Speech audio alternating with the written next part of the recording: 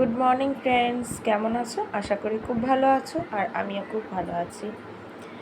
তো আমি আজকে ভাবলাম তোমাদের সাথে একটা ব্রেকফাস্ট শেয়ার করি। আমার একটু ওয়েটটা বেড়ে গেছে, তো সেই কারণে ভাবলাম একটু ডায়েট করি।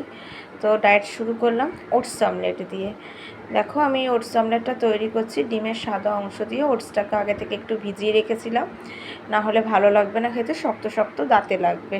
তো একটু পেঁয়াজ কুচি, গোলমরিচের গুঁড়ো, নুন দিয়ে করেছি। তোমরা চাইলে গাজর, তারপর বিনস দিয়ে করতে পারো, কাঁচা লঙ্কা দিয়ে, নিজেদের ইচ্ছা মতন করে ভালো করে ফেটিয়ে নিয়ে তারপর সাদা তেল গরম হলে ওটসটাকে ঢেলে দেবে। তো হালকা একটু ভাজা ভাজা হয়ে যাওয়ার পর নেমে খেতেও খুব ভালো লাগে ওটস অমলেট। আমার এটা ফার্স্ট টাইম ট্রাই করলাম, আমার তো বেশ ভালো লেগেছে। তোমরাও করবে, তোমাদেরও ভালো লাগবে। ভীষণই হেলদি অ্যান্ড টেস্টি।